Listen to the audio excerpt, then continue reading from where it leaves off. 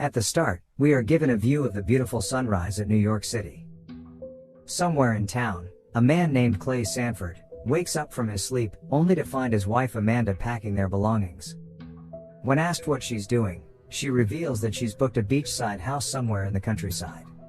She decides to take her family on an unplanned vacation for a few days, as she's tired of meeting people.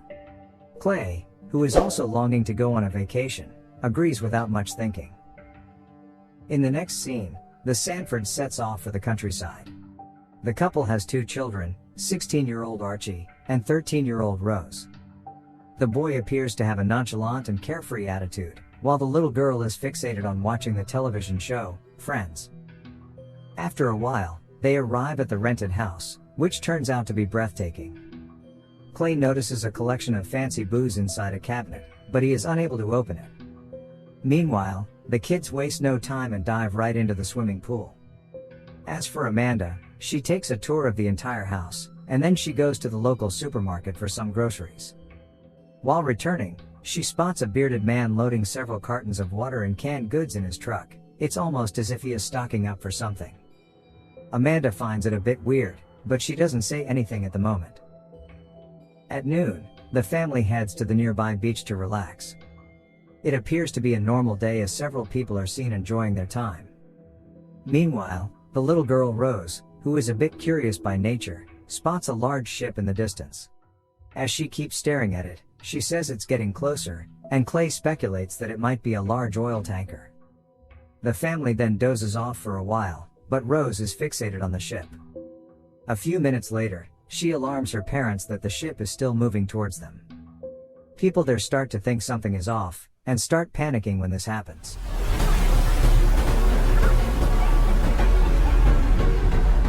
This causes them to panic and they immediately make a run for it. The ship crashes against the beach, ensuing chaos amongst the people. The beach is sealed off until further notice, and the security on the beach says the ship's GPS was not working. Later on, the family returns to their rented home, and Amanda tries to learn about the beach incident on her laptop, but the internet doesn't seem to be working. Clay also cannot watch his favorite game as the TV signal is out. As they discuss the matter, they suddenly spot some wild deer in their backyard. This brings a smile to their faces, and Clay believes that it's a good omen. Soon, night falls, but the internet is still not working, and poor Rose cannot watch the last episode of Friends. Meanwhile, the parents are having some alone time in the kitchen, but then all of a sudden, they hear a sound coming from outside, which freaks them out. Clay grabs a blunt object, assuming that it is an intruder. To his surprise, he finds a well-dressed man with his daughter outside, and he introduces himself as G.H. Scott, the house owner. Hearing this, the family is left in absolute shock, but nonetheless, Clay invites them in as it is cold outside, while Amanda is reluctant. Once inside, G.H. apologizes for showing up this late at night unannounced, but he reveals that his phone signal is also not working. His daughter, who seems to be witty, introduces herself as Ruth. G.H. then reveals that while he was traveling through the city, there was a sudden blackout, and this plunged the entire place into darkness.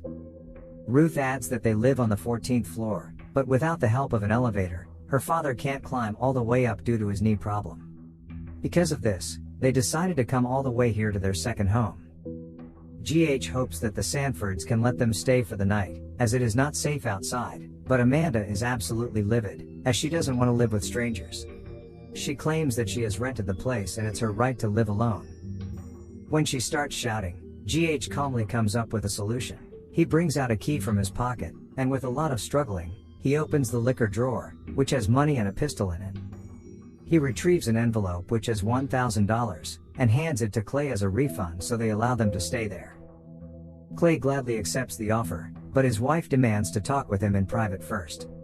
Amanda then says that she doesn't trust the strangers. She believes that they are scammers, who have come by to rob them, and all the stories about city blackouts look fabricated.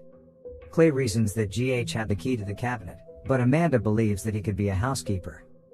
Hearing all this, Clay reassures her that he'll talk to G.H. first before coming to a decision. In the next scene, the adults once again sit down for a chat, and G.H. claims that he bought this house 20 years ago. He also says that his wife is an art dealer, who is on a business trip in Morocco, but she will be coming back home the next morning. Despite his sweet talk, Amanda still thinks that he's a scammer, so she asks to see his ID. GH promptly obliges, but when he checks his pockets, he realizes that he left his wallet at his workplace. Of course, Amanda finds his statement a bit suspicious, and then they are startled by a loud shrilling sound coming from the TV. An announcement from the US government states that this is a national emergency, but the cause is not mentioned. Because of this, Clay allows the father-daughter duo to stay in the basement suite for the night. Ruth hates the basement, and wants to throw Amanda's family out immediately, but Scott calms her and tells her he will determine what to do next.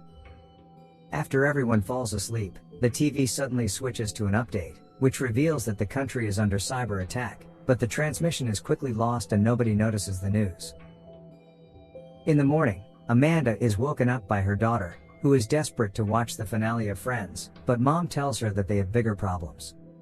Amanda then checks her phone, and gets shocked to find some breaking news notifications, despite having no internet. Alarmed, Amanda quickly wakes her husband up to show him the notifications, but they mysteriously disappear, almost as if the hackers are erasing every piece of information. Afterwards, Clay decides to go out and find someone who knows what's going on. Outside, Rose is sitting by the pool, and this is when her attention is drawn to some deer, which have arrived outside the house. When she goes near them, she is shocked to see that there are hundreds, probably thousands of deer.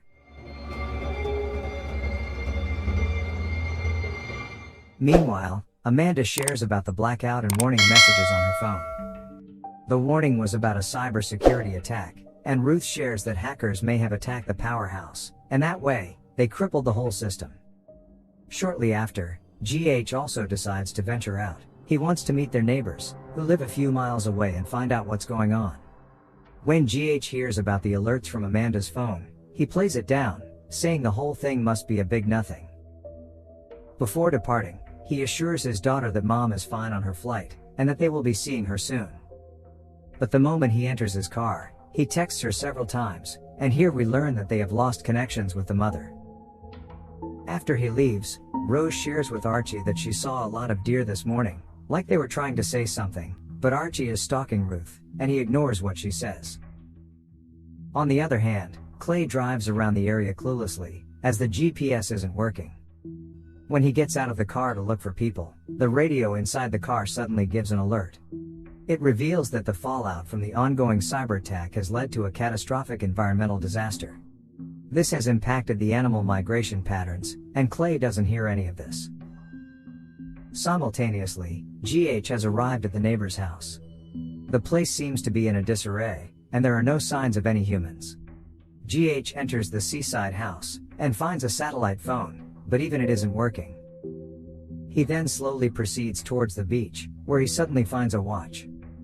But then, a human hand comes with it when he pulls it out of the sand. GH falls down and sees a human body dead on the beach. Turns out an airplane has crashed, which has left all the passengers and crew members dead, and he is shocked to find dead bodies lying around. As GH tries to make sense of the situation, another airplane approaches the beach at an alarming speed, so he quickly runs away.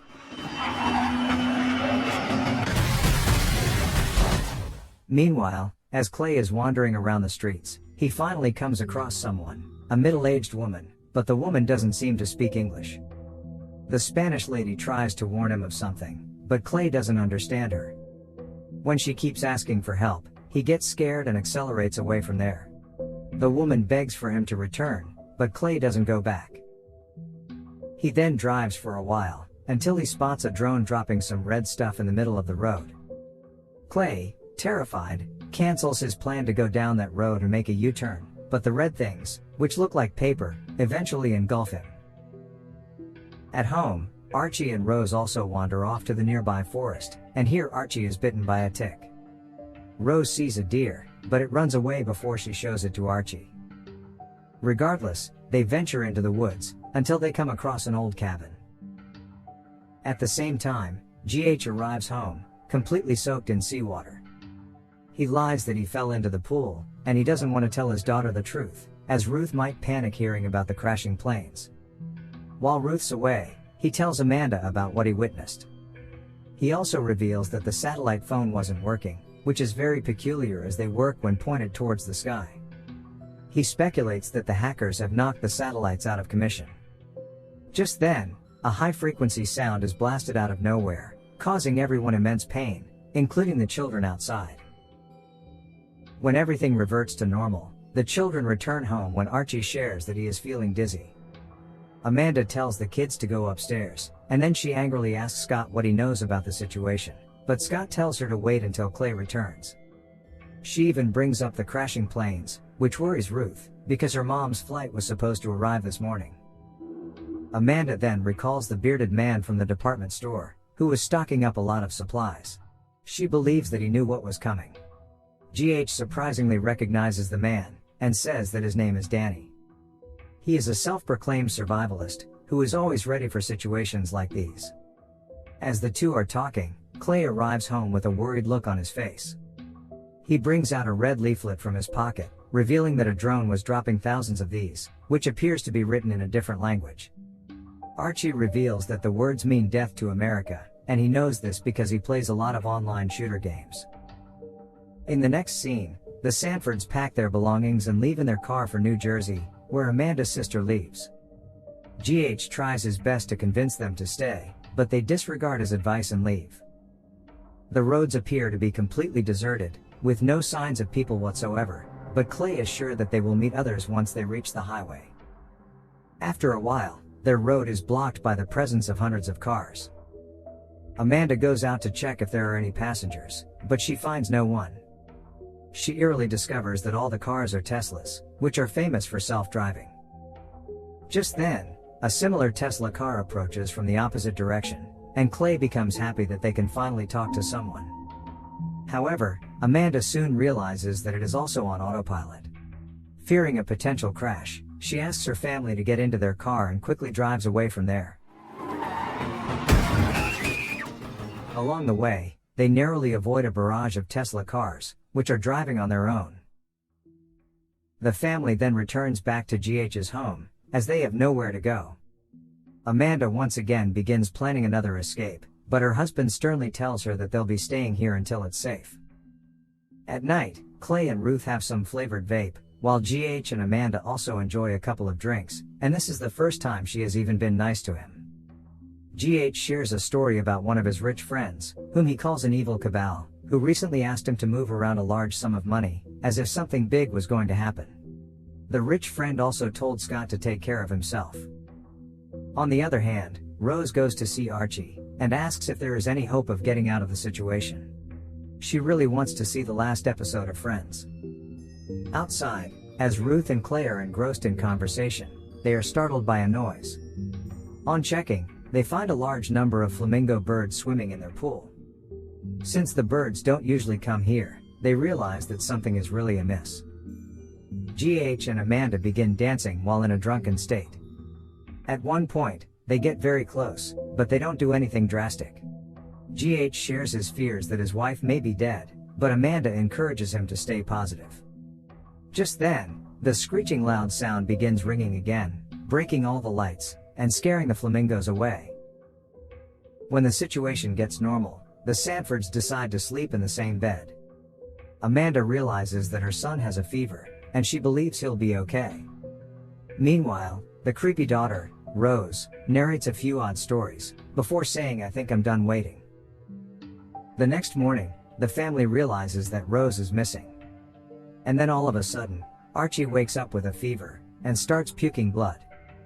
When he checks his mouth, he's shocked to discover all his teeth are falling. It appears that he has been afflicted by a mysterious illness. Archie thinks it has to do with the bug bite, so GH volunteers to take a puking Archie to his friend, Danny, the same survivalist from earlier. Clay, who fails to find his daughter, also decides to join him. Meanwhile, Amanda and Ruth begin looking for the little girl. They reach the same old cabin from earlier, where they bicker for a while. However, they soon reconcile, and make amends as they need each other now more than ever. As they continue sharing their sorrows, they are startled by a sound coming from outside. Elsewhere, the boys reach Danny's house after a long drive. The self-proclaimed survivalist, who takes intruders very seriously, greets them with his gun. Upon hearing about Archie's disease, Danny explains that the same noise happened in Cuba a few years ago, and caused radiation and people to lose their teeth, so that's probably what made Archie sick. He also claims that the country is at war right now, as the Russians recently called their people from Washington. Unfortunately, Danny refuses to give them the medicine. He doesn't care if George is an old friend and Clay is willing to pay $1,000, his priority is to help his own family, so he refuses to help them. If they want help, he thinks they should go to the neighbors, who are supposed to have a bunker. On the other hand, when Amanda and Ruth slowly come out of the cabin, Amanda is shocked to see hundreds of deer standing next to Ruth. When the alpha deer approaches, possibly to attack them, they start screaming at the top of their lungs. Fortunately, the plan works, and the animals scurry away in fear. They cry and hug each other for consolation. Back at Danny's house, GH refuses to leave without the medicine, and decides to bring out his pistol and points at the man, who in turn points his rifle. Terrified, Clay urges his friend to put the gun down, but GH refuses. Clay then begins to plead with the man, saying he is only doing what any father would do for his son. He explains that he and Danny have one thing in common: they just want to protect their families. This eventually convinces Danny, and he agrees to trade some pills in exchange for $1,000. Later, once Archie has the medicine, Danny shares some more information with them. He believes that the Koreans are behind all this. Clay then shows him the leaflet from earlier, which is written in Arabic. He believes that it's the Iranians who are the culprits. But Danny doesn't think so. He reveals that before the phones went out, his friend from San Diego informed him that a drone dropped leaflets there too, but those were in some East Asian language like Korean or Chinese. Danny believes that since the US has made a lot of enemies around the world, they are teaming up to destroy the country. As the guys return to their car, GH tells Clay that he saw this coming, but he now knows what's happening. To destabilize and collapse any country from within, the enemy use a three-stage maneuver. The first stage is isolation, where they disable the communication and transportation, rendering the people deaf, dumb and paralyzed. This makes people scared, causing stage 2, synchronized chaos, where they spread misinformation and chaos to turn people against each other to survive, as it happened with Danny. This will set up the people for the third and final stage, which is civil war. When citizens end up planning a coup or a civil war, the country will fall apart on its own. Clay and George promise to stick together and take their families to the neighbor's bunker. Back in the woods, Amanda and Ruth come across a grim sight. New York City is in ruins. It is being bombarded by someone, and the entire place is covered in smoke. In the final scene, it turns out that Rose has been in the neighbor's house all along, as she's done waiting. She is having a sumptuous meal all by herself. After this, she heads down to the basement, where she suddenly finds a secret metal door. She opens it with so much force, enters it, and turns the lights on, revealing an emergency bunker inside, which is surprisingly stocked with years' worth of supplies, including a gym and a greenhouse. There's also a communication system, which reveals the White House and other major cities are under attack, causing radiation levels to rise near many population centers, and people should find a safe shelter nearby. Rose disregards all of this, and heads to a section of the bunker where a lot of DVDs are stored.